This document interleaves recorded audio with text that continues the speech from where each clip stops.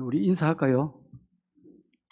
우리 옛날에 하던 인사를 우리 조목사가 또 다시 시작을 해가지고 좋습니다.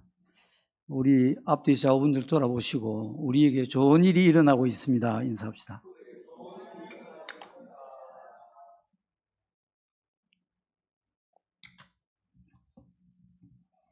이 사사기의 사사라고 하는 것은 그 원어의 뜻이 최고 지도자 그런 뜻입니다. 그러니까 여호수아가 죽고 난 후에 이스라엘의 첫째 왕 사울 왕이 세워지기 이전까지의 이스라엘을 다스렸던 최고 지도자들을 말합니다. 이 본문의 여룹바알이라고 하는 것은 기드온 사사를 말합니다.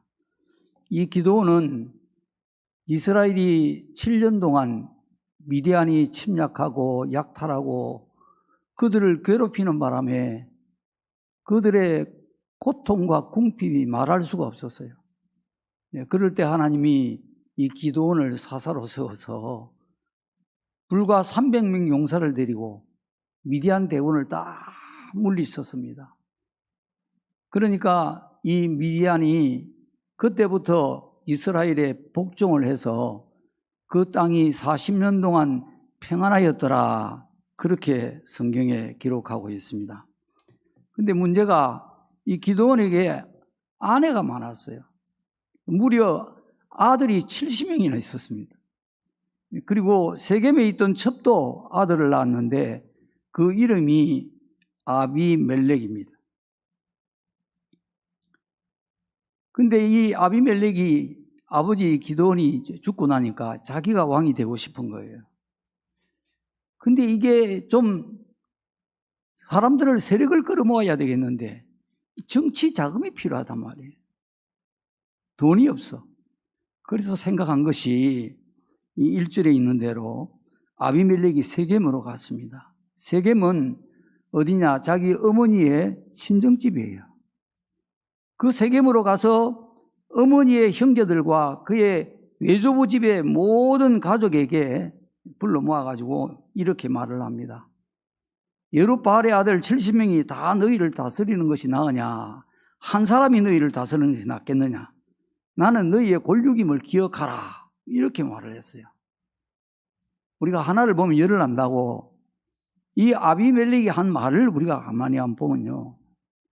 자기 아버지 이미 돌아가셨지만 아버지를 가리켜서 우리 아버지 아들이 70명인데 그들이 다 너희를 다스리는 게 낫겠느냐? 내가 혼자 다스리는 게 낫겠느냐? 이렇게 말을 해야 되지 않겠습니까?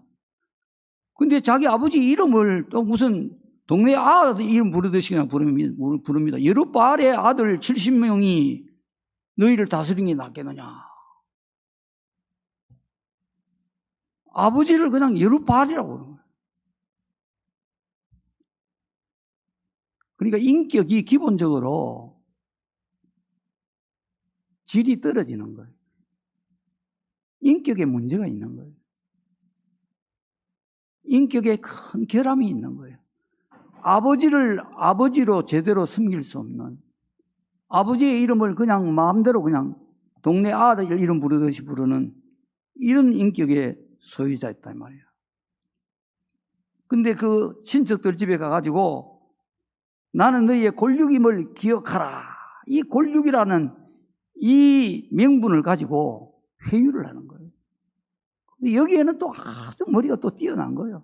사람들 마음을 싹 휘어잡는 거. 그러니까 3, 4절에 보면 그들의 마음이 아비멜렉에로 기울어서, 이거 아무나 할 수 있는 게 아니잖아요. 마음을 싹 기울게 해버린 거예요. 마음이 기울어지니까 은 70개를 아비멜렉에게 정치 자금으로 준 거예요. 이 자금을 가지고 아비멜렉은 방탕하고 경박한 사람들을 사서 자기를 따르게 했다. 이 방탕하고 경박한 자들은요, 아주 가치가 없고 가벼운 자들을 말합니다. 그냥 돈만 주면 따라오는 자들이, 돈만 볼키는 자들이, 인격도 지식도 상식도 교양도 도덕도 다 이게 형편없는 자들입니다. 아주 경박스러운 자들. 이런 자들을 돈을 주고 산 거예요. 너 나 따라와. 그러니까 돈 받으니까 그냥 다 따라가는 거예요. 쫄개가 되는 겁니다, 여러분. 돈 먹이면 쫄개 사는 거예요. 돈 받아 먹으면 쫄개가 되는 겁니다.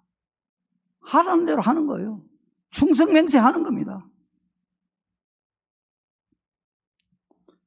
자, 이제 이 사람들을 돈으로 사가지고 이들을 데리고 5절에 보면 그의 아버지 집으로 가서 자기 형제 70명을 한 바위에서 다 쳐 죽여버립니다.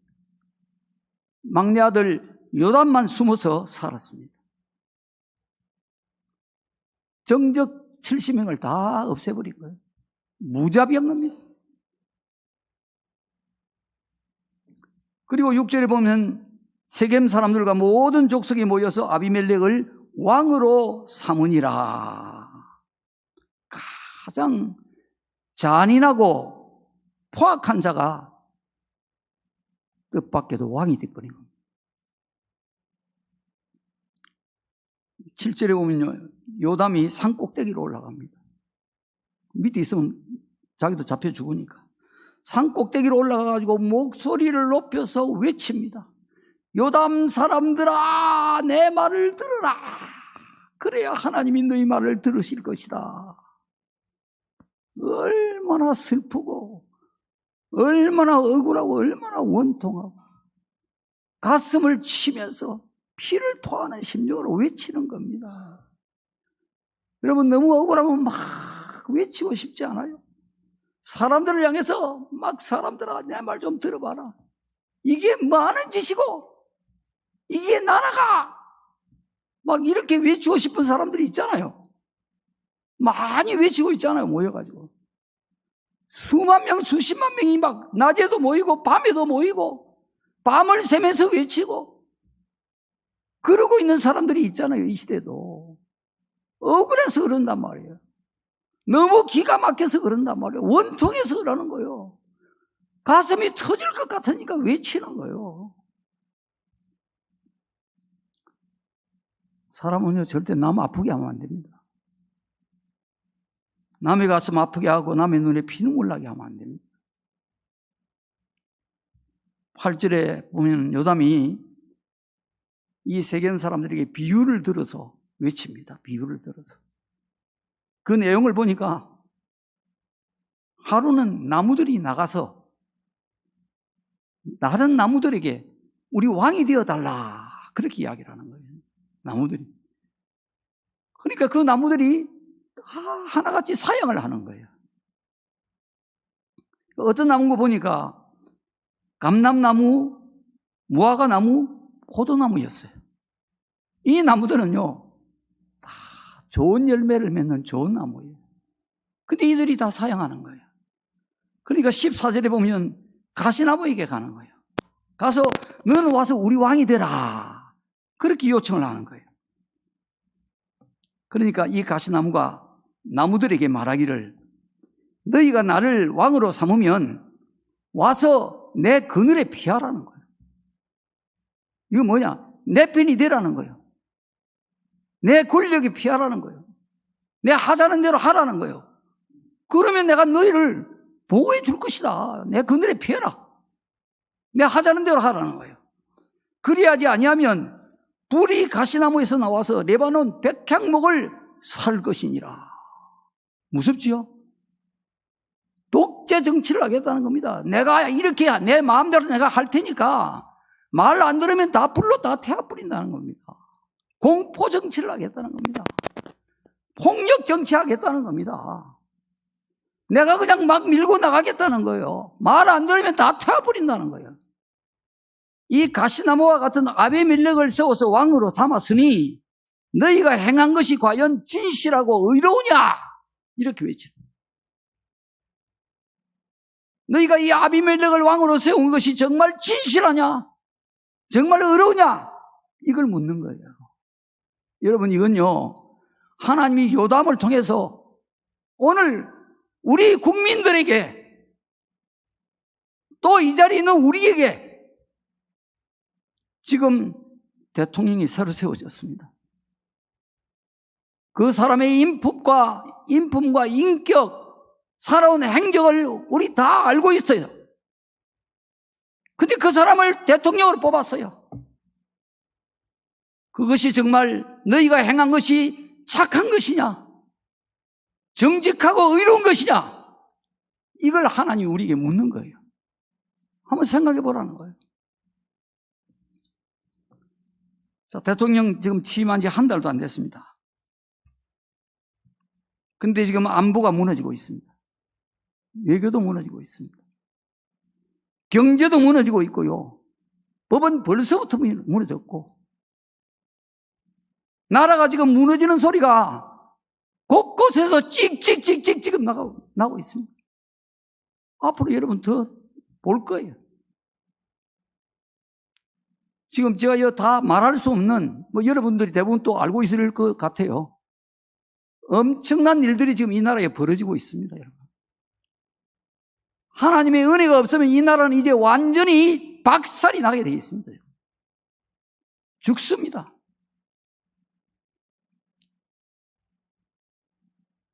기업들 다 무너지고요. 자영업자들 다 무너지고, 가정들 다 찢어지는 겁니다. 지금 이대로 가면 그리 되게 되어 있습니다. 그에게 표를 던진 국민들이 있을 것입니다. 선관위가 무슨 짓을 했는지 그들이 스스로 알 것입니다. 하나님 앞에서 과연 그들이 행한 것이 진실하고 의로운지 이제는 답을 해야 합니다. 이보경제 70명을 한꺼번에 쳐 죽인 이 가시나무 같은 포악한 자가 이스라엘의 왕이 된 것은 참 불행한 일이었습니다. 이런 사람이 왕이 되어서는 안 되죠. 자, 지금 우리는 정가 오범에 재판을 5개를 받고 있고, 물론 이제 다 중지된 거나 다름이 없습니다.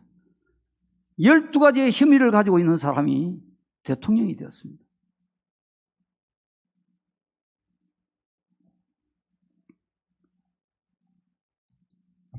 여러분, 우리가 이걸 기뻐해야 되겠습니까? 슬퍼해야 되겠습니까? 어느 쪽입니까? 여러분? 와, 신난다. 대통령이 새로 나왔다. 이겁니까? 아니면 슬픕니까, 여러분? 걱정이 됩니까? 어느 쪽입니까? 이런 이력을 가지고 있는 사람이라면 사실은 공무원의 응시조차 할 수 없습니다. 안 되겠죠? 일반 회사에 취직할 수 없겠죠? 안 받아줍니다. 내가 사장이라면 이런 사람 안 받아줍니다. 그런데 대통령이 되었습니다. 대통령이 일개 공무원보다도 못한 자리입니까? 회사 직원들보다 못한 자리예요. 그 직원들보다 못한 사람이 될 수 있는 게 대통령입니까? 이거 맞습니까? 이거 잘 됩니까? 나라가 잘 돌아가는 거예요, 이게 정상으로. 이치가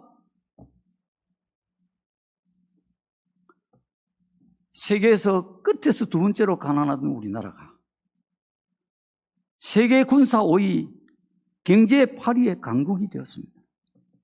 스포츠, 문화, K-팝 이런 것들로 세계가 이 코리아를 부러워하고 코리아를 주목을 해왔습니다.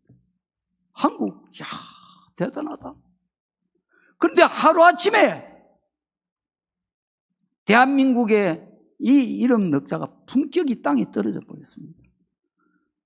부끄러워서 얼굴을 들 수 없게 돼버린 거예요. 양심이 있다면 우리가 다른 사람 외국에서 나가서 코리아입니다 말 못하게 지금 됐단 말이에요. 내가 도둑질을 한 것도 아닌데 왠지 부끄럽게 돼버린 거예요.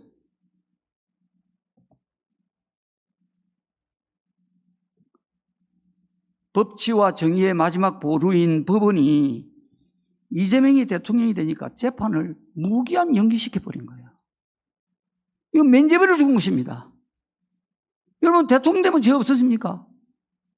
물론 불소추 특권이 있어요. 그거는 대통령 재임 기간에 지은 죄에 대해서 내란, 외환 외에는 소추를 안 받습니다.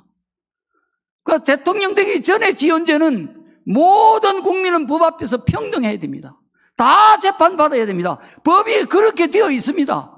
그런데 왜 그렇게 유일하게 이재명 대통령만 재판을 다 없애버립니까?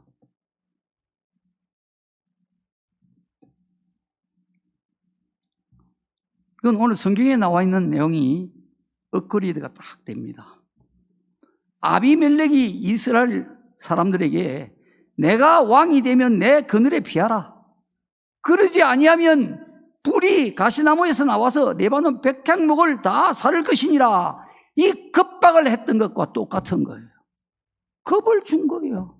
그러니까 들들들들 떤단 말이에요. 불로 다 살아볼까 싶어가지고. 이 법원의 판사가 대통령이 된 이재명의 분노와 보복에 불에 타서 죽을까봐 겁을 집어먹고 법을 내동댕이 쳐버리고 자기에게 법복을 입혀준 국민들과 국가를 내동댕이 쳐버리고 이재명의 그늘로 피해가지고 납작 엎드려버린 것입니다. 다 죽을까? 내 말 안 들으면 다 불살라버린다고 했으니까 다 죽을까봐 엎드려버리는 거예요. 법이가 뭐고 대한민국 법 소용없어. 그냥 다 재판 안 해. 못해. 법 위에 있는 것입니다. 법 위에. 법 위에 올라가면 독재입니다. 이건 민주주의, 자유민주주의 국가. 대한민국은 자유민주주의 국가가 아니라고 미국에서 이야기했습니다. 며칠 전에. 아닙니다. 자유민주주의 국가 아닙니다. 독재입니다. 앞으로 어떤 독재가 우리에게 올지 모르는 거예요. 이대로 가면 이제 본격적으로 이제 본색이 드러날 것입니다. 이대로 가면. 법이 무너지고 자유민주주의가 무너졌고 대한민국이 지금 무너졌습니다, 여러분. 알고 사셔야 됩니다. 지난 2020년 총선, 22년 대선, 24년 총선 다 부정선거 했고 수많은 증거들이 나왔고 고소 고발이 이어졌습니다. 그러나 경찰도 검찰도 법원도 대법원도 다 기각해버렸어요. 수십만 인파들이 그렇게 부정선거 밝히라고 외쳤지만 아무 소용이 없었습니다.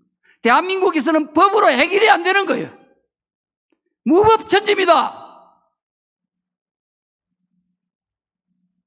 보통 문제가 아니에요. 여러분 그냥 편안하게 이래 사는 줄로 생각하면 큰 착각입니다.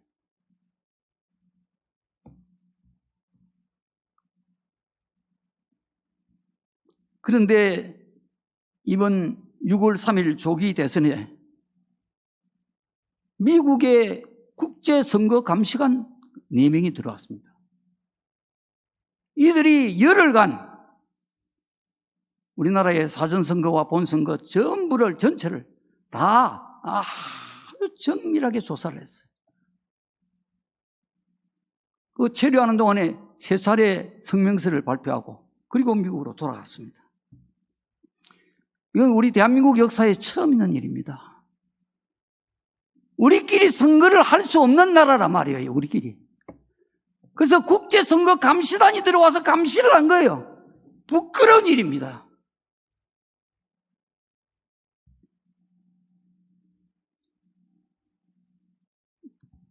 이제 6월 26일 국제선거감시단이 뉴욕 내셔널 프레스 클럽이라고, 이건 전 세계 언론 기자들이 다 모이는 곳입니다. 어마어마한 곳이에요. 여기에서 기자회견을 했습니다. 그 기자회견의 내용이 굉장히 긴데 그 골자는 뭐냐면 6.3 한국 대선은 명백한 사기 선거였다. 그동안에 부정선거 이야기하면 음모론자라고 이야기했지, 그죠?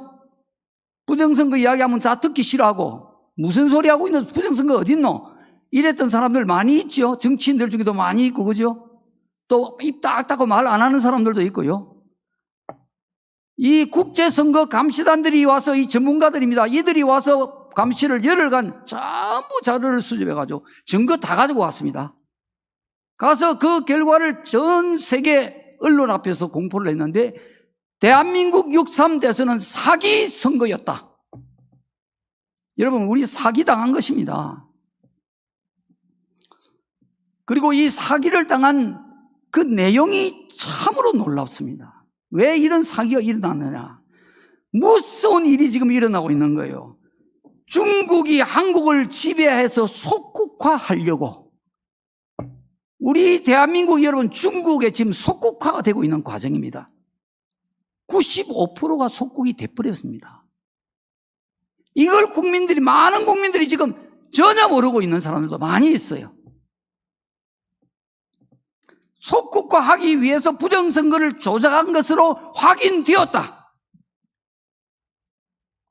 이 부정선거 조작의 최고 기획자는 누구냐? 중국의 공산당 서열 5위 전국인민회의 주석 왕후이밍이라고 이름까지 밝혔습니다. 여러분. 대한민국의 부정선거를 기획한 총 지도자 우두머리가 누구냐? 중국의 정치 서열 5인자라는 거예요. 5인자. 대한민국 대통령, 국회의원, 시장이고 뭐고 공직자들을 뽑는데 뒤에서 중국이 이 조작을 해왔다는 겁니다. 중국이.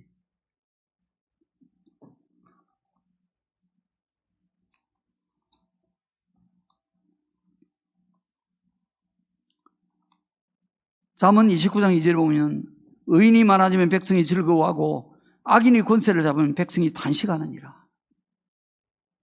지금 탄식 소리가 막 곳곳에서 들립니다, 여러분.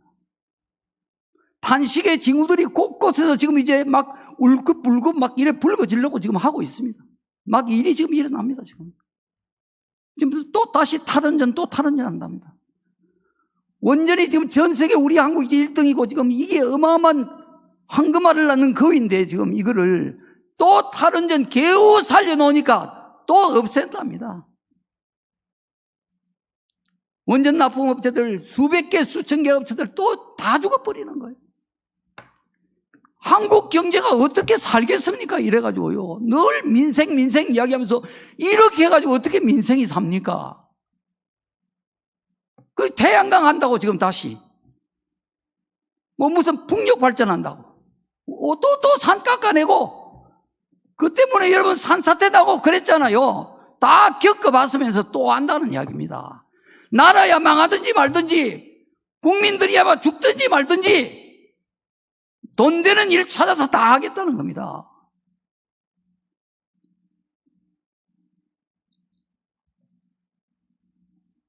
예수님이 공중의 새 한 마리도 하나님 허락 없이는 떨어지지 않는다고 했어요. 그러니까 우연히 새 한 마리도 안 떨어지는데 이런 나라에 이런 대통령이 세워지고 이런 일이 하나님 허락 없이 될 수 없습니다. 하나님이 하신 일이에요.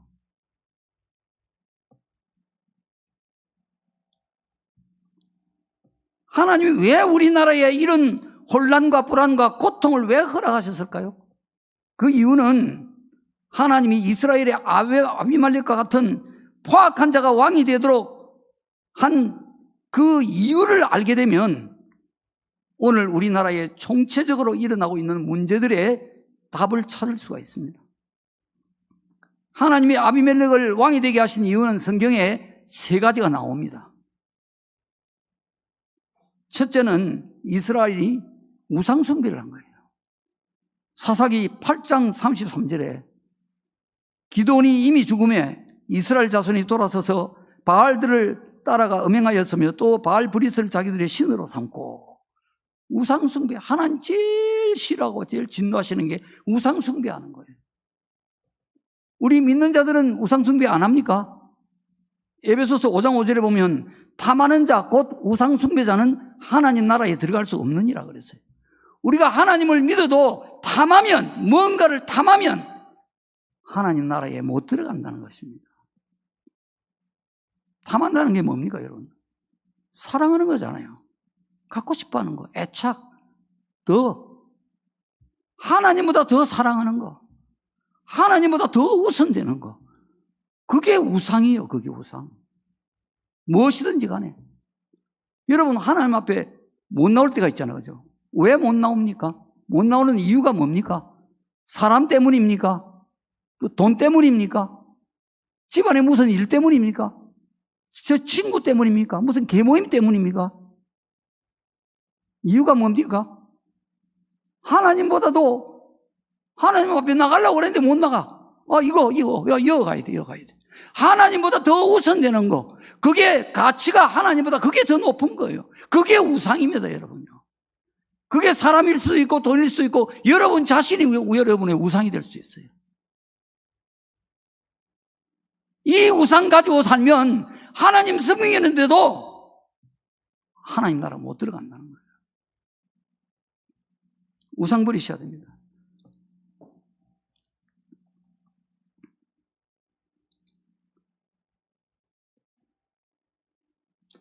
자, 두 번째 이유는 뭐냐? 하나님을 이스라엘 백성들이 잊어버렸어요. 신앙을 버렸어요. 사사기 8장 34절에 보면 이스라엘 자손이 주위의 모든 원수들의 손에서 자기들을 건져내신 여호와 자기들의 하나님을 기억하지 아니하며 했어요. 하나님이 그 주위의 모든 원수들의 손에서 이스라엘 사람들을 건져주셨어요. 이방나라, 미디안도 마찬가지고 여러 이방 족속들이 이스라엘을 막 와서 공격하고 약탈하고 죽이고 빼앗고 괴롭혔단 말이에요. 그럴 때마다 하나님이 사사를 세워서 사사에게 능력을 주셔가지고 그 원수들을 다 물리치고 그들을 살게 해주셨단 말이에요. 근데 그 은혜를 잊어버리는 거예요. 기도원이 죽고 나니까. 그리고는 우상을 섬기려 그냥 가버렸다는 거예요. 하나님은 역대하 32장에 보면 은혜를 잊어버리는 것을 굉장히 악하게 여기십니다. 이 히스기야가 마음이 교만해서 그 받은 은혜를 보답지 아니하므로 진노가 그와 유다와 예루살렘에 내리게 되었다. 무슨 이야기인가 하면 히스기야가 죽을 병에 걸렸는데 하나님이 낫게 해주셨단 말이에요. 그리고 표적을 보여주셨어요. 근데 이 히스기야가 마음이 교만해가지고 하나님의 은혜를 보답을 하지 않은 거예요. 잊어버린 거예요, 그냥. 이걸 하나님이 진노하셨다는 거예요. 악하게 여기신 거예요. 우리가 하나님 앞에 받은 은혜가 여러분 얼마나 많습니까? 정말 하늘보다 더 높고 바다보다 더 깊고 그 말이 조금도 과하지 않잖아요. 저도 돌아보면 전부 살아온 날들이 전부 하나님의 은혜였어요. 전부 은혜였어요. 바울이 말한 대로 나의 나 된 것이 하나님의 은혜로다. 여러분도 하나님 은혜로 살아왔잖아요. 얼마나 은혜가 고비고비 은혜가 많이 있었느냐 말이에요. 여러분 다 하나님이 고통 중에도 그래도 위로받게 하시고 또 건져주시고 지켜주시고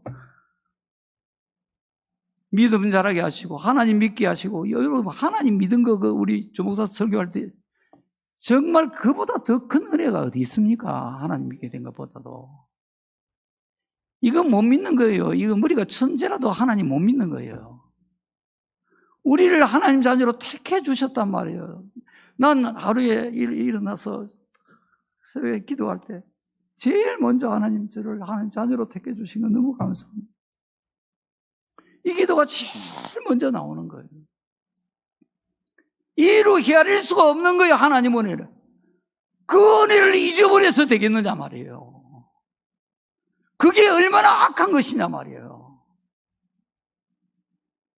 그게 배신이고 그게 배반이잖아요. 이스라엘 백성들이 그 죄를 지은 거예요. 하나님 잘 섬겨야 되는 겁니다. 예. 1000분의 1, 10,000분의 1도 갚을 수가 없어요. 우리가 죽도록 충성한다 해도 하나님의 은혜를 10,000분의 1도 못 갚습니다. . . . . . . . . . . . . . . . . . . . . . . . . . . . . . . . . . . . . . . . . . . . . . . . . . . . .. .. .. ..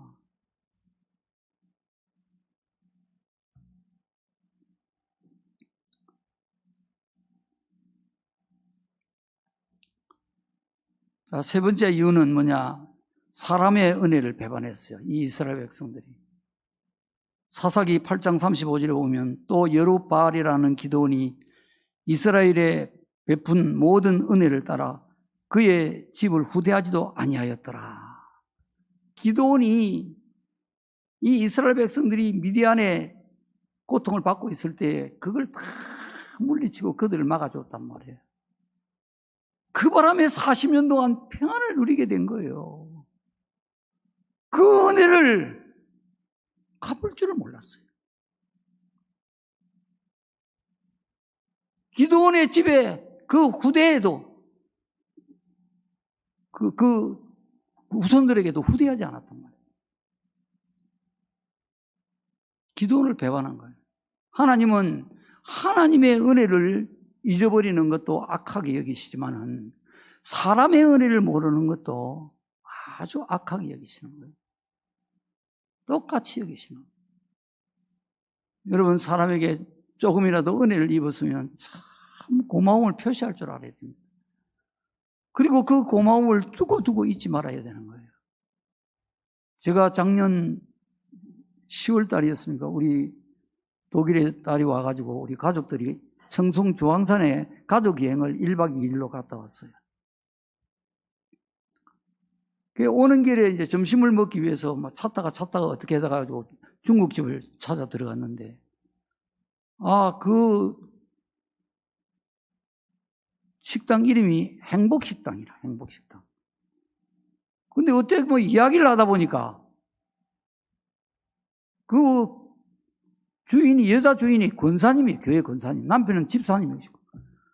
그래, 누가 이야기를 했는 거 모르겠어요. 아이고, 목사라고. 우리 아들도 목사라고.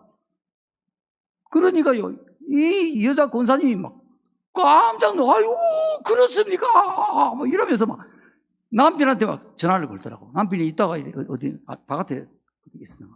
남편이 전화하더니 빨리 그 과일 따놓은 거 그거 좀 빨리 가져가라고 막 벼락을 치듯이 이야기하는 거예요. 그래 좀 있으니까 막 남편이 막 바구니 몇 바구니를 사과 있죠, 사과 농사, 사과 농장을 하는 거라.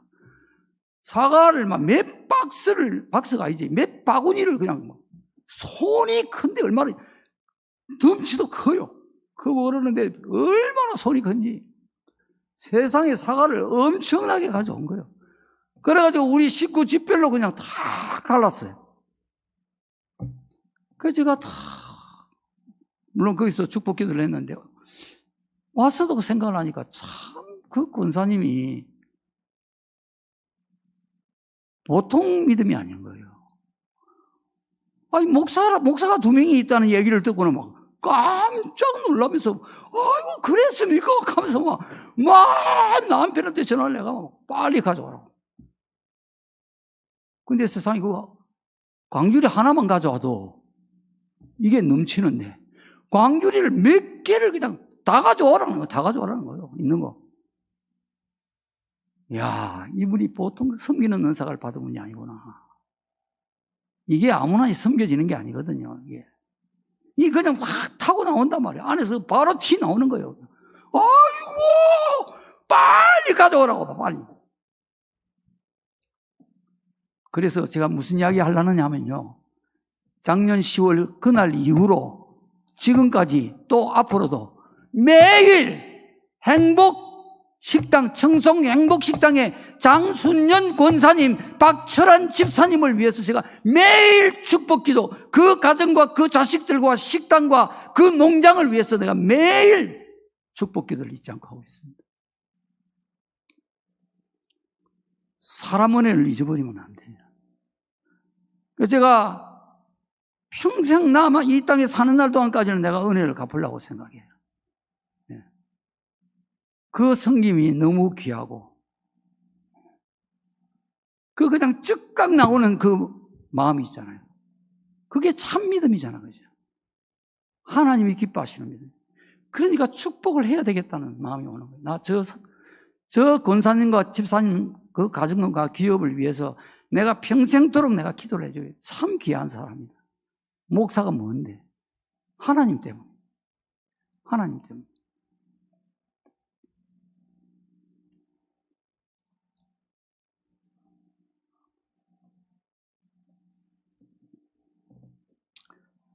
자, 이 이스라엘 백성들이 기드온이 죽자마자 우상을 섬기고 또 사람에게 받은 은혜를 배반하는 이런 죄악을 짓게 된 동기의 핵심이 있습니다. 동기의 핵심. 그 뭐냐? 하나님과 멀어졌다는 거예요. 하나님과. 신앙이 무너져 버린 결과입니다. 모든 것은 하나님으로부터 좋은 것은 다 오는 거예요, 사실요. 하나님으로부터 평안이 오고 하나님으로부터 은혜와 복이 오는 것입니다. 그러니까 신앙이 제일 중요하다 이 말이에요. 신앙에서 모든 좋은 것이 다 나오는 거예요. 신앙이 삶의 기초고 삶의 기둥인 것입니다. 신앙이 딱 바로 서야 되는 거예요. 신앙이 무너져 버리면 모든 것이 사실은 다 차단되는 겁니다. 사단의 그늘 안에서 사는 거예요. 우리가 신앙을 잘 지키려고 하면 이 신앙이 뭔지 도대체 하나님을 믿는다는 게 뭔지 이 신앙의 정체성을 우리 자신의 정체성을 가슴에 새겨야 됩니다. 이걸 딱 알아야 되는 거예요. 아, 신앙이란 이런 것이구나. 하나님을 믿는다는 것은 나는 이런 존재구나. 이걸 알아야 되는 거예요. 에베소서 5장 8절에 보면 너희가 전에는 어둠이더니 이제는 주 안에서 빛이라. 하나님을 믿지 않으면요 어둠입니다. 어둠. 아무리 지위가 높고 아무리 권세가 있고 아무리 지식이 많고 아무리 인물이 잘나고 얼굴이 훤해도 하나님 없으면 어둠이에요. 근데 이제는 주 안에서 빛이라. 왜 그렇습니까? 우리가 막 화장을 해가지고 막 떡칠을 해서 그래서 빛입니까? 그게 아니고 주님 안에 있으니까. 우리가. 주님이 빛이기 때문에 우리가 빛이 돼버리는 거예요. 전에는 어둠이었는데 이제는 주님 안에서 주님을 믿으니까 주님이 우리 안에 오셨단 말이에요. 우리 안에 계신단 말이에요. 그러니까 우리가 빛이 되는 거예요. 주님이 빛이기 때문에. 요한복음 1장 4절 5절에 그럽니다. 그 안에 생명이 있었으니 이 생명은 사람들의 빛이라. 빛이 어둠에 빛이 돼 어둠이 깨닫지 못하더라. 그 안에 생명이 있었으니 예수님 안에 생명이 있었다는 거예요. 이게 진짜 생명을 말하는 겁니다. 우리의 생명은요, 이건 살다가 죽는 겁니다. 우리 안에 진짜 생명은 우리의 영혼이란 말이에요. 예전에는 이 영혼이 죽어 있었던 거예요. 하나님을 안 믿었기 때문에. 그러니까 이 영혼이 그냥 빛이 없는, 생명에 빛이 없는 거예요. 어둠이에요. 근데 우리가 예수님을 믿으니까 이 생명이, 예수님이 우리 안에 오시니까 어둠이 이제는 빛이 되어버렸다. 여러분, 우리가 피부 색깔이 아무리 검어도 우리는 빛인 것입니다. 내가 아무리 배운 것이 없어도 우리는 빛이란 말이에요. 그러니 에베소서 5장 8절에 빛의 자녀들처럼 행하라는 거예요. 행하라는 거예요. 여러분, 집에 금송아지가 3마리가 있다 해도 금송아지 한 마리라도 들고 나와봐야지. 한번 가봐라 하는데 안 가져온단 말이죠. 그러면 이거 금송아지가 없는 거예요. 구슬이 3마리라도 껴야 뽑아야지. 다 그냥 막 좀 흩어져가지고 이쪽 구석에 저쪽 구석에 처박혀 있으면 이게 무슨 보호의 가치가 있느냐 말이에요. 우리가 빛의 자녀라고 해도 빛의 자녀들처럼 행해야 우리가 빛의 자녀가 되는 것이에요. 에베소서 5장 9절에 우리가 어떻게 행할 것인가를 열매로 쉽게 설명을 합니다. 우리가 빛으로 행하라는데 어떻게 행할 것이냐. 5장 9절에 보면 빛의 열매는 모든 착함과 의로움과 진실함에 있느니라. 이게 우리가 빛으로 행할 수 있는, 어떻게 빛으로 행해야 되느냐. 착하고 의롭고 진실하게 행하라는 거예요. 이게 빛으로 행하는 것이라는 거예요. 이게 빛의 열매라는 것입니다. 빛의 자녀인 성도는 반드시 이 빛의 열매가 나타나야 되는 거예요. 이게 안 나타나면 아직 어둠이에요. 예수님이 우리 안에 계시지만 어둠에 갇혀 계시는 거예요. 야야, 너무 깝깝하다. 너무 컴컴하다. 제발 좀 빛을 좀 비춰라. 예수님이 안에서 답답해 하시는 거예요. 어둠이란 말이에요. 어둠. 행위가 나타나지 않으면, 빛의 행위가 나타나지 않으면 착하게 살고 의롭게 살고 진실하게 살고, 여러분, 이게 여러분 목숨보다 귀하다는 가치관이 있어야 됩니다. 이거 아니면 안 하는 거예요. 아무리 억만금이 떨어진다고 해도 착함과 의로움과 진실함이 아닌 것은 안 해야 되는 겁니다. 죽는다고 해도 안 하고 죽는 겁니다, 여러분요. 다니엘의 세 친구가 바로 이런 신앙관을 가지고 있었잖아요. 이거 빛의 열매가 아니니까 그냥 죽잖아요. 하나님이 구해주지 아니하실지라도 우리는 왕의 명령에 따르지 않겠습니다. 왕이 정리는 그 우상에 우리는 절할 수 없습니다. 그래서 그 불구덩이 속으로 던져지잖아요. 근데 하나님이 살려주잖아요. 이렇게 성도들이 살아야 된다 이 말이에요. 이렇게 취직시 시험 공부하기 위해서 밤잠 안 자고 막 쪼는 거, 이거 이상으로 내가 삶을 착하게 살고 의롭게 살고 진실하게 살겠다는 이 집념이 여러분 자신을 불태울 정도로 강렬하게 타올라야 된단 말이에요. 하나님은 열매 없는 이스라엘 백성들을 탄식하셨어요.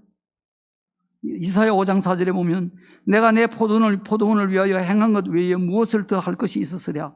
내가 좋은 포도 맺기를 기다렸거늘 들포도를 맺히면 어찌민고. 하나님은 이스라엘 백성들에게서 그 장막에 막 제사 드리고 뭐 온갖 좋은 짐승들 갖다 바치고 무슨 뭐 향을 불사르고 그런 거 하나님 기뻐하시지만 그게 본질이 아니란 말이에요. 좋은 열매 맺기를 하나님 원하신 거예요. 그래서 포도원에 포도나무를 심었다는 겁니다, 하나님. 그리고는 좋은 열매 맺기를 기다렸다는 거예요. 근데 이스라엘 백성들이요, 얼마나 오랫동안, 700년 동안, 애굽을 나온 지 700년 동안. 오늘 여기 보면요, 내가 내 포도원을 위해서 행한 것 외에 무엇을 더할 것이 있으랴. 더할 게 없다는 겁니다. 아무리 생각해봐도 하나님 볼 때에 할 만큼 다 했다는 거예요. 이스라엘 백성들에게 평안도 주보고 환난도 주보고, 그래서 깨닫게 하신 거예요. 너가 그래 이리 사니께네, 그래 너 삶이 어찌되나 한번 봐라, 좀 깨달아 봐라. 그리도 해봤다가 또 계속 선지자들을 보내가지고 회개하고 하나님께로 돌아오느라. 하나님 말씀에 순종해라, 제발. 하나님을 경외해라. 수없이 하나님 이야기를 하고 한 만큼 다 했다는 것입니다. 더 할 게 뭐가 있었으랴. 다 했다는 것입니다. 그런데 좋은 포도 열매를 맺지 않고 들포도를 맺히면 어찌민고. 어떻게 이럴 수가 있느냐는 거죠, 사람이라면. 결국은 북이스라엘도 남유다도 다 멸망당하고 포로로 끌려가 버렸죠. 그만큼 여러분 좋은 열매 맺고 사는 게 어렵습니다, 여러분. 매주 우리가 말씀을 이리 듣고 있잖아요. 이스라엘 백성들과 마찬가지로. 그런데도 왜 좋은 열매 못 맺고 나쁜 열매 맺을까요?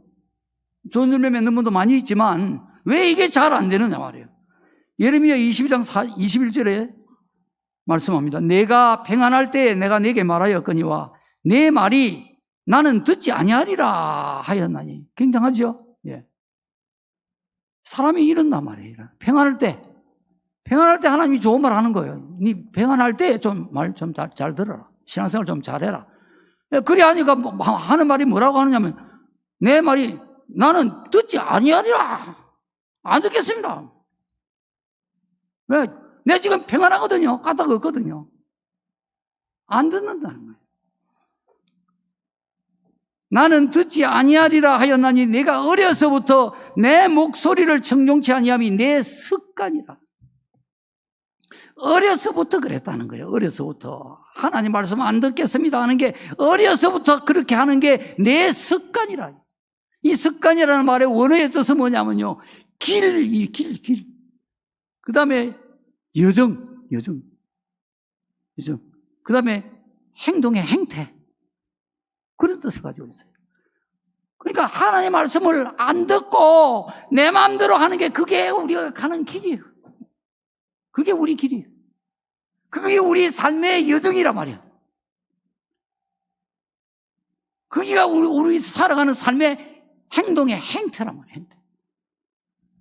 우리는 하다 보면 저절로 그렇게 하는 거예요. 하나님 말씀과 다르게 하는 거예요. 다르게. 들었는데도 다르게 하는 거예요. 이리 하라고 하는데도 안 하는 거예요. 이게 내 어려서부터 내 습관이다. 이게 네 행태다. 이게 네가 걸어가는 길이다. 네가 이 길로 가게 돼 있다. 이게 네 삶의 여정이다.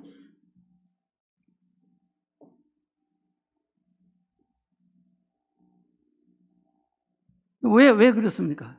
이게 바로 타고난 선악과의 죄성이란 말이에요. 불순종의 죄성이 우리가 타고날 때부터 가지고 나온 거예요. 그래서 이 죄성을, 이 불순종하는, 저절로 불순종하는 이 죄성을 우리가 싸워서 이겨야 되는 거예요. 여러분, 이 땅에서 복과 하늘나라에서 영원한 그 영광의 복이 분명히 약속이 되어져 있는데, 말씀대로만 살면 그렇게 되어지는데, 그렇게 하기 위해서는 여러분 정말 피나는 싸움을 싸워야 되는 거예요.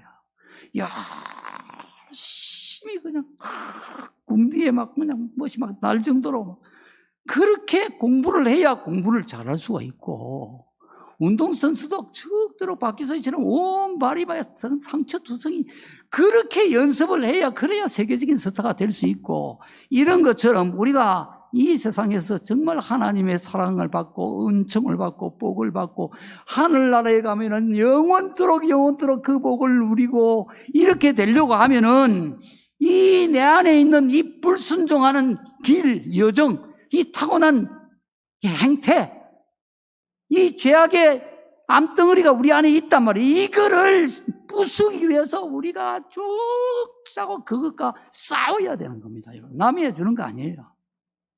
내가 싸워야 되는 거예요. 하나님이 도와주시고 그 다음에 내가 싸워야 돼요. 하나님, 내 안에 있는 또 이런 못된 불순종의 죄성이 있습니다. 하나님, 이게 안 됩니다. 어제는 됐는데 오늘 또 안 됐습니다. 또 안 됐습니다. 하나님, 이거 좀 부수도록 좀 도와주십시오. 하나님, 좀 도와주십시오. 내가 무능한 자입니다. 하나님이요, 이 불쌍한 자를 좀 도와주십시오. 이렇게 여러분 자신을 위해서 많이 울어야 되는 거예요. 제가 얼마나 많이 울었는지 모릅니다. 처음에는 성도들 때문에 울은 거예요. 너무 원망스러워서, 너무 야속해서. 그렇게 해서 울은 거예요. 많이 울었어요. 근데 나중에 보니까 그게 아니라 내요. 하나님은 내 때문에 그런 성도들을 다 그렇게 붙여주신 거예요. 꼭지를 그냥 송곳 같은 성도도 붙여주시고, 그냥 막 가위 같은 성도도 막 붙여주시고, 막 완전히 막 쇠사람 같은 성도도 붙여주시고, 톡 같은 성도도 붙이고, 망치 같은 성도 붙이고, 막 다 때리 부수고, 이런 성도들을 붙여주신 나는 그 못을 보고, 망치를 보고, 송곳을 보고, 가위를 보고 이랬는데, 하나님이 니 봐라, 니 때문에 이런 일이 다 내가 이렇게 일어나게 한 건데, 니는 안 보고 뭐만 보고 있노? 이걸 어느 날 깨닫게 하신 거예요. 그래서 그때부터는 내가 이 배산을 매일 올라가서 걸으면서요. 이 배산이 얼마나 길이 좁은지, 지금은 많이 좀 넓어졌는데, 돌고 또 돌고 하면서요. 울고 또 울고, 구름 쳐다보고 울고, 나무 쳐다보고 울고, 우짖는 새소리를 들으면서 울고, 내 때문에 우는 거예요. 내 때문에. 이런 사람도 이해하고 저런 사람도 품고, 또 이 사람도 불쌍하게 여기고, 아이고 저 사람 타고날 때부터 저렇게 절름머리로 태어났구나. 아이고 저 사람 타고날 때부터 성격이 저리 뺐다가 태어났구나. 아이고 저 사람 타고날 때부터 저리 성격이 깨까드럽게 타고났구나. 아이고 저 사람 타고날 때부터 성질이 저리 불쑥불쑥하게 태어났구나. 아이고 저 사람 타고날 때부터 저렇게 시기심이 많고 질투심도 많고. 그 타고난 걸 어쩔 거냐 말이에요. 타고난 걸 자기도 마음대로 안 되는데. 바리새인들이 그래서 그걸 몰라서 책망을 받은 거예요.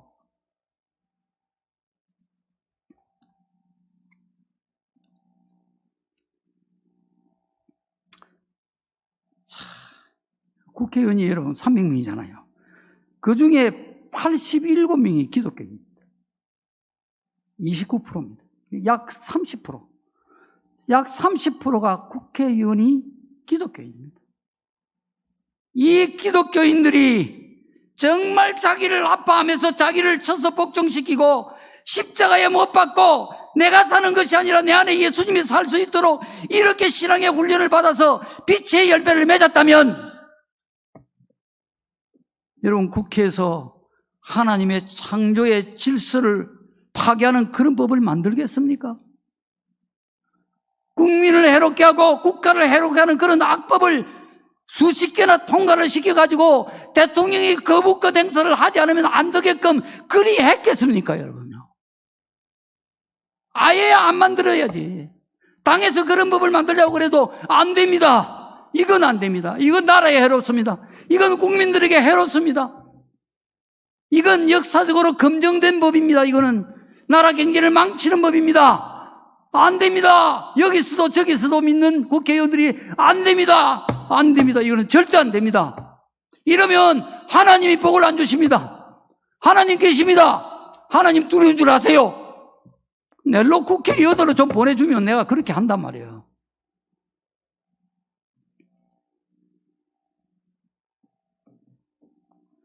그렇게 하면 그런 나쁜 악법이 사탄은 지금 통과를 시키려고 해도 이 빛이 그걸 막아낼 수 있지 않겠느냐 이 말이에요. 빛이 얼마든지 3분의 1 어쩌면 얼마든지 막지 않겠느냐 말이에요.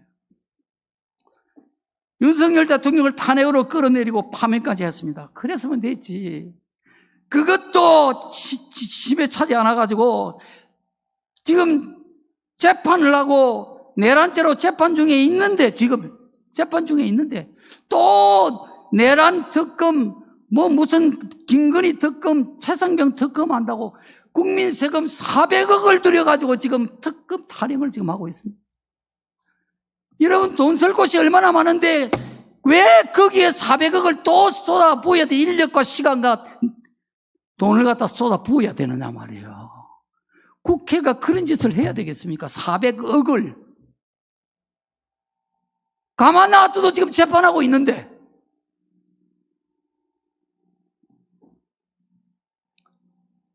여러분 이게 어둠에 속한 일입니까? 이게 빛에 속한 일입니까? 여러분 판단하십시오. 목사가 이런 거를 잘못한다고 말하면요, 신학 교수나 목사님들이 목사가 성경을 설교해야지 강단에서 그런 정치 이야기하면 안 된다, 이렇게 비판을 합니다. 교인들 중에도 자기 마음에 안 맞으면 왜 정치 이야기하느냐고,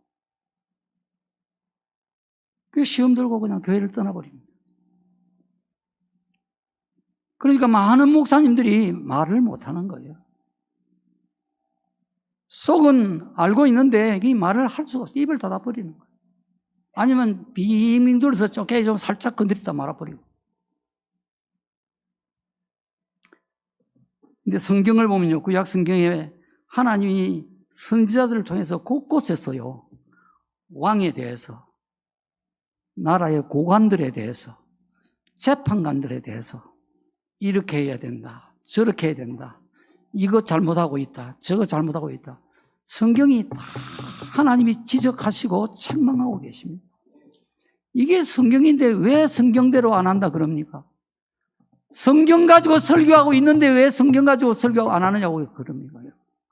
알고 하는 겁니까? 모르고 하는 겁니까? 교회가 마땅히 나라의 정치가 잘하는지 잘못하는지 이거를 교회가 이걸 성경을 가지고 설명을 해줘야 된단 말이에요. 이걸 안 하니까 지금 나라의 법도 무너지고 정의도 무너지고 지금 다 지금 나라가 무너지잖아요. 이 교회가 입을 닫아서 그런 거예요. 교회가.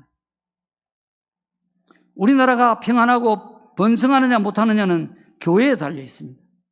교회가 진리에 비친 말씀 위에 바로 서야 이 나라가 평안할 수가 있습니다. 이 나라를 위해서 교회가 풀어야 할 가장 심각한 문제는 교회가 좌파와 우파로 나누어져 있다는 겁니다. 이게 제일 심각한 문제입니다. 이게 나라와 지금 직결되어 있습니다. 교회하고요. 많은 사람들은요, 자, 우리는 좌파도 아니고 우파도 아니다. 하나님파다, 진리파다, 그렇게 이야기를 합니다. 맞는 말입니다. 그러나 다 맞는 게 아니에요. 이게 반은 맞고 반은 아닌 거예요. 이게 문제가 있는 거예요. 뭐가 문제냐? 좌파도 우리는 하나님파라는 거예요. 우파도 우리는 하나님파라는 거예요. 다 하나님파라는 거예요. 그러니 우리는 좌파도 아니다, 우파도 아니다, 하나님파다, 이거 가지고는 해결이 안 되는 겁니다. 그래, 우리도 다 하나님파다, 우리도 다 진리파다, 이러니 문제가 해결이 안 되는 거예요. 둘로 쪼개져 있는 거예요. 성경과 신앙의 관점에서 교회가, 특히 목회자가 확실한 선을 그어줘야 됩니다. 이걸 지금 말을 못하는 거예요. 제가 오늘 말을 하려는 겁니다. 이거. 제가 오늘 성경적으로 신앙적으로 확실하게 선을 그으려고 합니다. 뭐냐? 선이 뭐냐? 하나님을 믿는 사람은 절대로 좌파가 되면 안 됩니다. 선 그은 겁니다, 이거. 제가 그은 게 아니에요. 하나님이 그어 주신 겁니다, 여러분요. 절대 믿는 사람은 좌파 되면 안 됩니다. 내가 설명할 겁니다, 성경적으로. 그냥 내가 무조건 안 된다 하는 게 아니란 말이에요. 물론 좌파도 우파도 완전한 것은 하나도 없습니다. 다 문제가 있고 다 좋은 점도 있습니다. 그러나 좌파는 안 됩니다. 많은 국민들과 많은 교인들은요, 나는 뭐 좌파가 뭔지 우파가 뭔지 그런 거에 골치 아프다, 그런 거 나 신경 쓰기 싫고 나는 그냥 이쪽이 좋아, 나는 그냥 이쪽이 좋아, 이런 사람들이 많습니다. 여러분, 이게 나라 망치는 겁니다. 내 백성이 지식이 없으면 망한다고 그랬잖아요. 이 정치에 대한 것도 지식이 없으면, 백성이 지식이 없으면 뭐 좌파인지 우파인지 아이고 그런 거 몰라, 난 몰라, 그냥 나는 뭐 이쪽이야, 그냥 아니 난 저쪽은 싫어, 이렇게 하면 나라가 망하는 겁니다, 여러분요. 분명히 이유를 알아야 되고 이쪽이든 저쪽이든 분명하게 하나님의 뜻에 따라 선택할 줄 알아야 되는 거예요.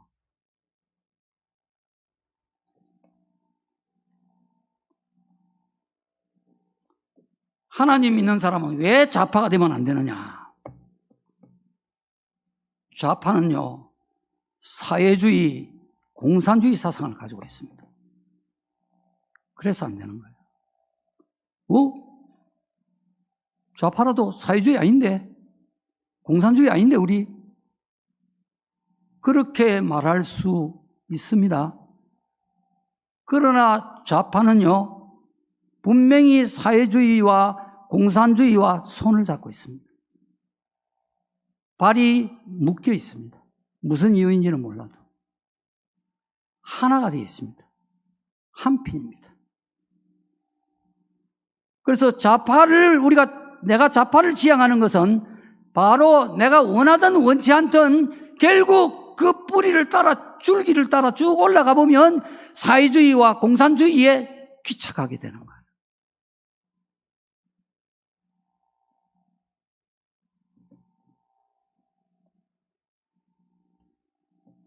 그래서 좌파는 인정하든 인정하지 않든 사회주의와 공산주의와 마찬가지로 사탄의 이념입니다. 사탄의 사상이에요.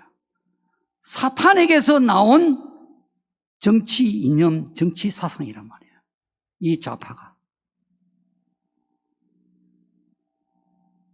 그래서 사회주의, 공산주의는요, 절대 신을 인정하지 않습니다. 유물론입니다, 유물. 모든 만물의 근원은 신이 아니고 만물의 근원은 물질이다, 이게 유물론이요. 이게 공산주의 사상이에요. 이게 사회주의요. 이 좌파주의 다 마찬가지예요. 그 근본은요. 유물론이요. 근데 하나님을 믿는 사람이 유물론을 따라가면 됩니까? 안 되는 거예요. 그게 모르고 따라가는 거예요. 모르고 지금. 신을 그러니까 절대 인정하지 않고 신을 숭배하는 것이 아니라 신 대신에 독재자를 숭배합니다. 사회주의, 공산주의는 반드시 독재자를 신처럼 숭배를 합니다. 지금 북한의 김일성이가 태양궁전에 지금 또 자고 있는 것처럼 누워 있잖아요, 지금요. 신이잖아요. 태양신이잖아요. 어버이라 그러잖아요, 어버이. 성경에 예수님께서 이 땅에 있는 사람을 아버지라 하지 마라 그러잖아요. 그런데 김일성이를 북한 우리 동포들은 다 어버이, 아버지라 그런단 말이에요. 신이라고 그러는 신. 하나님을 섬겨야 되는데 사람을 신으로 섬기는 거예요. 공산주의는요. 그러니까 기독교를 원천적으로 금지하는 것입니다. 기독교인들을 구속하고 탄압하고 추방하고 그리고 죽이는 겁니다. 중국이 기독교를 인정을 해주는 것 같지요? 한때 조금 좀 풀어준 적도 있어요.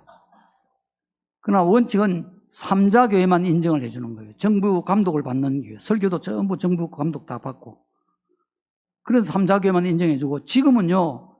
지난 5월 달부터인가 기독교 선교 활동도 다 금지되고 전부 다 금지됐습니다. 못합니다. 이게 원래 사회주의 공산주의입니다. 사회주의와 공산주의는 기독교와 하나가 될 수가 없는 거예요. 같이 갈 수가 없는 것입니다. 원수요, 원수.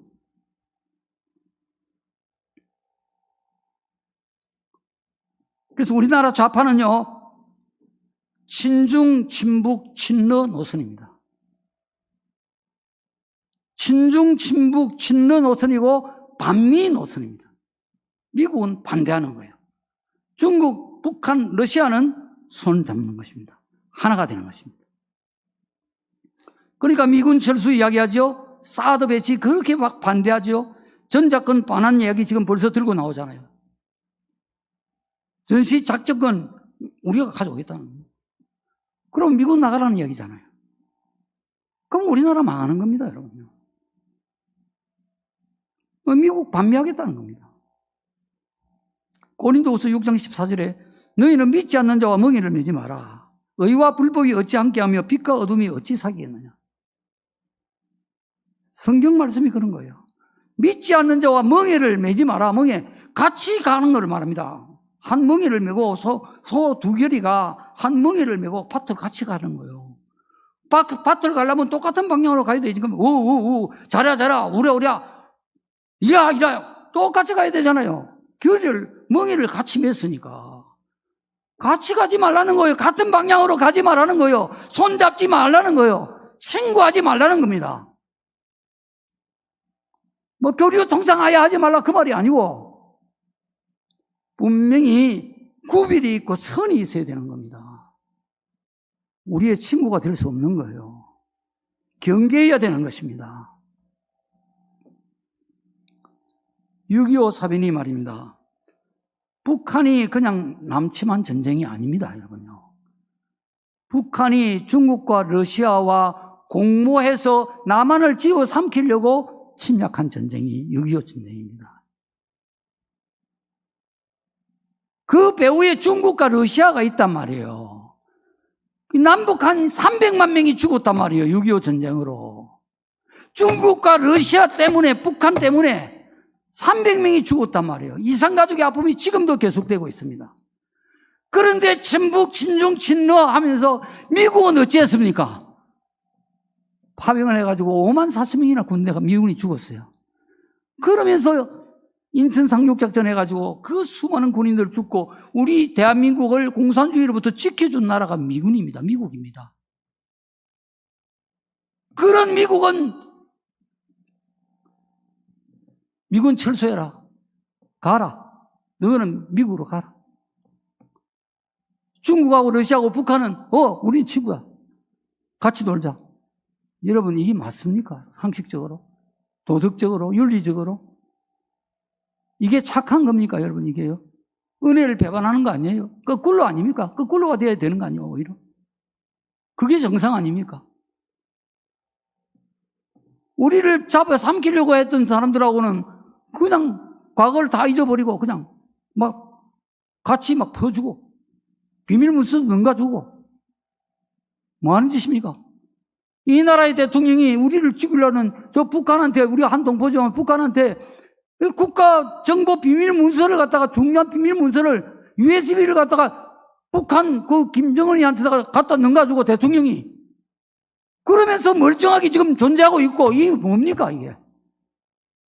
국민은 법을 죄를 지으면 바로 잡히 들어가는데 왜 대통령 한 사람은 이 나라의 중요한 비밀을 넘겨주는데도 가만히 그대로 있느냐 말이에요.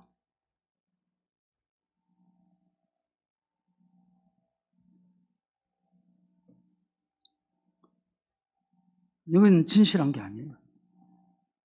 정말로 의롭지 못한 것입니다. 정직하지도 않은 거예요. 그래서 하나님을 믿는 사람은 좌파가 되면 안 된다는 것입니다. 절대 안 되는 것입니다. 제가 좀 더 설명할 게 있는데 시간 때문에 좀 설명을 더 못하겠어요. 성경에도 보면요, 하나님은 우편입니다. 우편. 예수님도 하나님 보좌 우편에 앉으셨습니다. 앉은 이유가 있는 거예요. 마지막 최후의 심판 때도요, 오른편에는 양을, 염소는 왼편에 두리라. 하나님이 딱 아무데나 그냥 세우게 하는 게 아닙니다. 오른편에 서는 자들은 양을 세우라는 겁니다. 양을. 양은 오른편입니다. 염소는 왼편에 두리라. 여러분, 왼편에 서는 사람들은요, 양 비슷하지만 염소입니다. 염소. 그래서 교인이 좌파가 되면 염소가 되는 거예요. 안 됩니다, 여러분요. 이 우편에 선 사람들을 보고 뭐라 그럽니까? 하나님이, 예수님이 마지막 최후 심판하시면서 복을 받은 자들이요, 우편에 있는 자들에게 아버지가 창세전부터 예비한 영원한 나라를 상속받으라. 복을 받은 자들. 왼편에 있는 자들에게는 뭐라 그러니까? 저주받은 자여, 마귀와 사자를 위해서 예비된 영원한 불에 들어가라. 오른편에 있는 자는 복을 받은 자들이고 왼편에 있는 자들은 저주받은 자들입니다, 여러분요. 이게 우연히 왼편, 오른편이 있는 게 아닙니다. 성경이 다 뜻이 있어서 오른편, 왼편으로 예수님을 왼편에 앉게도 할 수 있습니다. 근데 하나님은 예수님을 오른편, 보좌 오른편에 앉게 하신 겁니다. 의도가 있는 거예요. 하나님은 왼편을 원하지 않습니다. 왼편이 하는 열매를 보면 열매를 보면 그 사람을 안다. 예수님이 그랬잖아요. 이 좌파의 열매를 보면 안단 말이에요. 좌파 열매를 보면 사회주의와 공산주의의 그동안 이 역사 속에 행해온 그 열매들을 보면은 이 사람들이 선에 속했는지 악에 속했는지 하나님의 종들인지 마귀의 종들인지 분명히 안단 말이에요. 그래서 좌파되면 안 되는 것입니다, 여러분요. 우리 대한민국의 1천만 기독교인이 이 사실을 깨닫고 다 좌파에서 돌아서서 우파로 돌아온다면 마귀가 이 나라에서 물러가게 될 줄 믿습니다. 우리나라가 이렇게 당하지 않는 거예요. 이렇게 나라가 고달프고 정말 일어날만 하면 또 자빠지고 일어날만 하면 또 자빠지고 이런 아픈 역사를 반복하지 않는다 이 말이에요. 이게 교회가 빛을 발하지 못했기 때문이에요. 교회 안에 좌파 우파로 갈라져 있었기 때문이에요. 교회만 하나 되어져 있다면, 교회만 하나님의 말씀을 잘 깨달아서 정말 착하고 의롭고 진실한 것이 무엇인지 그것을 찾으려고 애를 쓰고 그것을 선택하려고 애를 쓰고 대통령을 뽑을 때도 국회의원을 뽑을 때도 그것을 중심으로 나는 무조건 이 파다, 나는 무조건 저 파다, 그리하면 안 된다는 거예요. 우파 속에도 가짜가 많아요. 파 보고 택하면 안 된단 말이에요. 사람을 보고 택해야 되는 거예요. 이 사람이 진실한가? 100%는 아니라도 그래도 정말 의로운 게 있는가? 정말 좀 정직함이 있는가? 이 사람 본성이 그런가? 혹 실수를 하더라도 잘 하려다가 실수하는 거하고 의도적으로 잘못하는 거하고는 완전히 다릅니다, 여러분요. 그거를 우리 기독교인들이 분별을 하면서 국민 주권을 행사해 왔더라면 이 나라가 벌써 복을 받고도 남았을 거예요. 아비멜렉과 같은 이 악한 자가 이스라엘의 왕이 된 것은 이스라엘이 하나님 은혜를 잊어버리고 신앙을 버렸기 때문입니다. 지금 우리나라가 외교 통상 면에서 국제적으로 고립되고 안팎으로 위기를 맞게 된 것은 하나님이 허락하신 일입니다. 그러니까 이거는 피할 수도 없고 막을 수도 없는 일이에요. 당할 만큼 당해야 되는 것입니다. 그 이유는 뭐냐? 한국 교회가 빛의 열매를 맺지 못하고 하나님으로부터 멀어져 버린 거예요. 하나님께로 돌아오라는 하나님의 경고요 채찍질인 줄 알아야 됩니다, 여러분. 교회는 이 땅에 많이 있는데 교회가 뜨거움이 없습니다. 열정이 없고 사랑이 없고 생기가 없습니다. 껍데기만 있고 속이 헐렁헐렁 비어 있습니다. 많은 교회들이 세상에 깊이 빠져서 졸고 있고 잠들어 있습니다. 정신을 차리고 깨어나야 됩니다. 우리 모두가 신앙으로 말씀으로 하나님께로 돌아가야 되는 것입니다. 그래야 우리가 살고 우리 나라가 사는 것입니다. 어떻게 하면 우리가 하나님께로 돌아갈 수 있겠습니까? 사도행전 2장에 해결책이 있습니다. 오순절날 성령을 받은 사람들이 모여서 예루살렘 교회가 세워졌습니다. 이 예루살렘 교회가 성경에 보면 온 백성에게 칭송을 받고 주께서 구원받은 사람을 날마다 더하게 하셨다. 교회가 막 그냥 사람들에게 칭송받고 교회가 부흥이 막 되어졌어요. 무엇 때문에 예루살렘 교회가 온 백성들로부터 칭송을 받고 주님이 교회를 날마다 부흥케 하셨습니까? 그 비결은 오직 한 가지입니다. 핵심은요. 사도행전 2장 46절에 날마다 마음을 같이하여 성전에 모이기를 힘썼다. 그렇게 되어 있습니다. 날마다 뜨문뜨문 아닙니다, 여러분요. 날마다 마음을 같이하여 마음이 같이 돼야 됩니다. 주님 안에서 마음이 우리 마음은 서로 다 다를 수 있지만 주님 안에서 맞춰야 되는 거예요. 이걸 어떻게든 마음을 같이 해서 성전에 모이기를 힘썼다는 것입니다. 모여서 뭐 했습니까? 모여서 기도하고 부르짖어 기도하고 찬송하고 하나님을 예배하고 이걸 매일같이 했다는 거예요. 매일같이. 옛날에 우리 한국교회가 거의 그렇게 했습니다. 우리 교회도 매일 모인 적이 있습니다. 매일 모인 적이 있어요. 밤만 되면 그냥 전부 막 줄줄이 차를 타고 산으로 막 기도원으로 밤에 올라가지고 그 밤 한밤중까지 1시, 2시까지 막 주여 하고 막 곳곳에 흩어져서 막 부러져서 기도하고 그래가지고 그 한밤중에 다시 또 부산으로 또 돌아옵니다. 이렇게 우리 한국교회가 뜨거웠어요. 근데 지금은 그 뜨거움이 없단 말이에요. 날마다 모여서 기도하고 찬송하고 예배하고 여기 우리가 주목할 것은 성전에 모이기를 힘썼다는 것입니다. 힘썼다는 것. 힘을 써야 되는 것입니다. 힘을 써야 하나님께로 우리가 돌아갈 수가 있습니다. 여러분 저절로 돌아가지지 않습니다. 그냥 시간 지나면 우리가 하나님께로 때가 되면 돌아가겠지 그렇지 않습니다. 우리가 하나님께로 돌아가지 못하도록 마귀가 우리 팔을 붙잡고 있고 우리 목을 붙잡고 있고 우리 허리를 붙잡고 있고 우리 발목을 막 붙잡고 있는 것입니다. 지금 못 가게 하는 것입니다. 그냥 그대로 있어라. 지금 네 잘하고 있다. 왜 안 하던 짓을 또 다시 하려고 그러노? 여러분을 꽉꽉 잡고 여러분 마음을 꽉 마귀가 잡고 있는 것입니다. 그래서 여러분 그걸 떨치고 하나님께로 돌아가기 위해서 날마다 모이기를 위해서 힘을 써야 되는 것입니다. 안 가지는 거예요. 안 가지는 거예요. 못 갈 이유가 이런 이유 저런 이유 각가지 이유 때문에 그냥 마음이 안 생기는 것입니다. 안 가지는 거예요. 못 모이는 겁니다. 모이면 사는 것입니다. 모이면 사는 거예요. 여러분이 힘을 써야 모일 수가 있는 것입니다. 우리가 하나님께로 돌아가기 위해서는요, 모이는 것이 첫째입니다. 첫째. 안 모이면요, 아무것도 안 됩니다, 여러분요. 안 모이면 길이 없는 것입니다. 안 모이면 결국 교회는 다 흩어져 버리는 것입니다. 지금 한국 교회가 코로나 이후로 많은 교회들이 사라졌습니다. 지금 사라져 가고 있습니다, 여러분요. 안 모이면 사라지는 것입니다. 모여야 삽니다. 모이기를 힘써야 삽니다. 모이는 게 첫째입니다. 무조건 모여야 됩니다. 무조건. 예수님이 분명히 말씀하셨습니다. 두세 사람이 내 이름으로 모인 곳에는 나도 그 가운데 있느니라.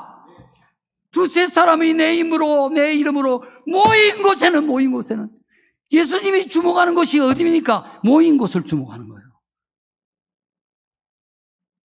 불과 두세 사람이라도 내 이름으로 모였으면 내가 그들 가운데 있겠다는 겁니다, 여러분. 여러분, 이 두세 사람이 모이는 것이 얼마나 중요합니까?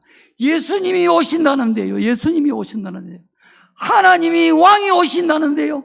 어디에요? 두세 사람, 불과 두세 사람 모인 그곳에 교회가 모이는 것이 생명입니다. 모이지 않으면 교회가 아닙니다. 모여야 교회인 것입니다. 교회라는 그 원어 자체가 하나님께 부름받은 자들의 모임입니다. 모임. 그러니까 성령도 마가다락방에 모여서 열흘 동안 기도할 때에 성령이 임하는 것입니다. 예루살렘 교회가 부흥될 때도 날마다 모이기를 힘쓸 때 막 부흥이 된 거예요. 두세 사람이 모인 곳에는 예수님도 함께 그 속에 있겠다고 말씀을 하시는 거예요.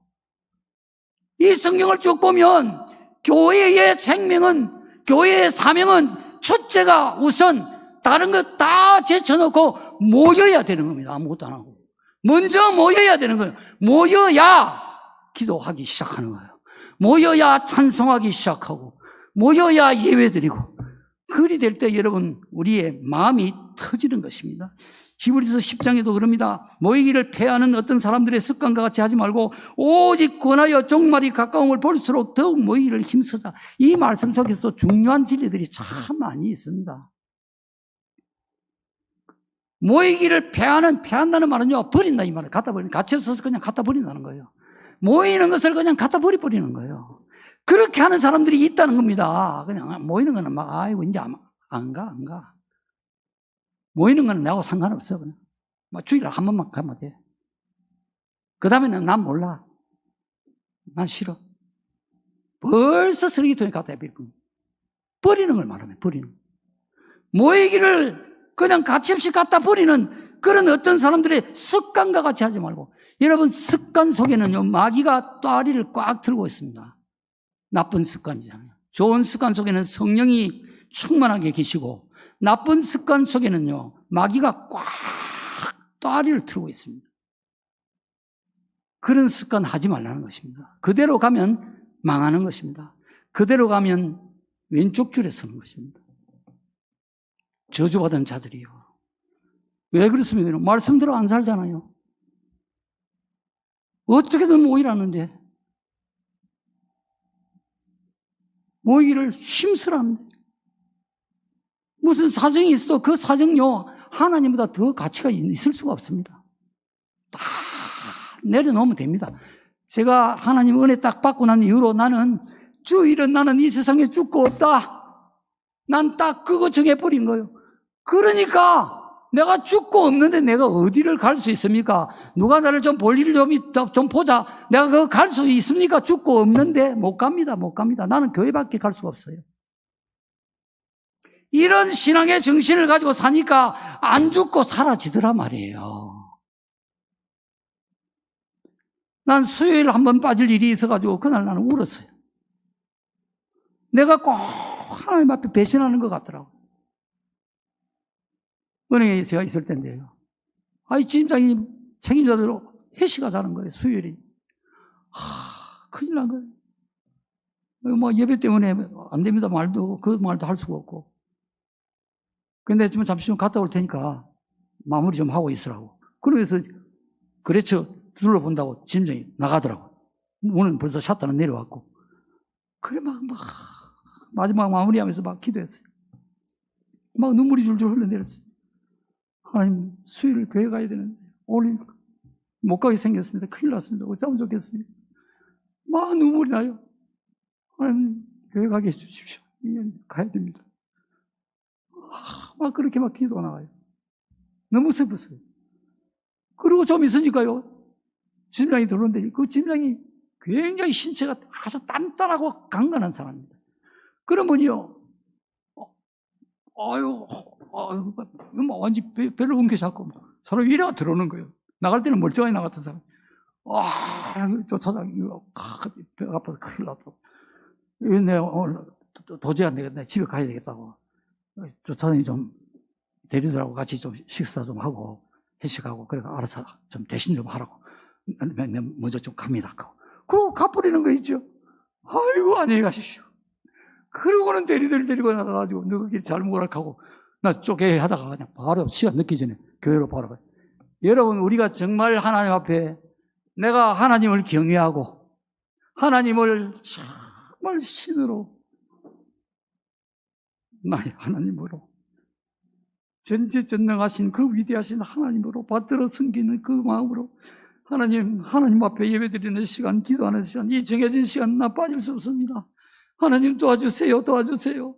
여러분이 이렇게 진심으로 기도하면요, 하나님 여러분 환경 다 바꿔주실 줄은 나는 믿습니다. 나는 그런 하나님을 체험하면서 살았어요. 하나님이 희한하게 그냥 창자를 쭉 틀어가지고 아파가지고 먼저 가버리게 하더라고, 짐장.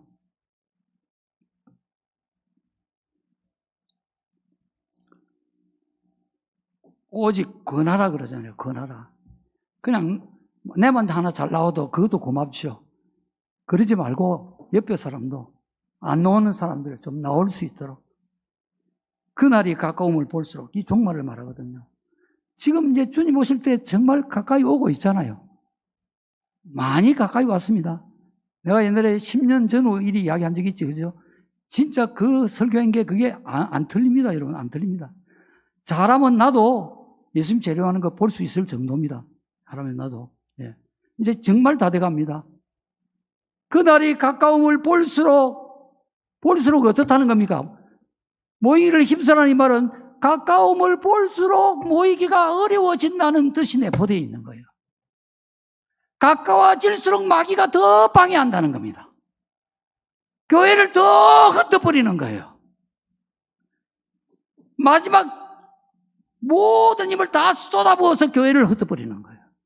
못 모이게 한다 이 말이에요. 그러니까 마지막 이 가까움을 보면 볼수록 더 서로 권해서 그냥 잡아 당겨서 끌고 오더라도 모이기를 더욱 힘을 쓰라. 그 말입니다. 마음을 같이 해서 성전에 모여야 우리가 삽니다. 하나님이 우리나라를 회복시켜 주시도록 하나님께로 우리 돌아가십시다. 하늘 문이 열리도록 하나님이 은혜의 문을 열어주시도록 주님의 이름 때문에 우리가 모여야 됩니다.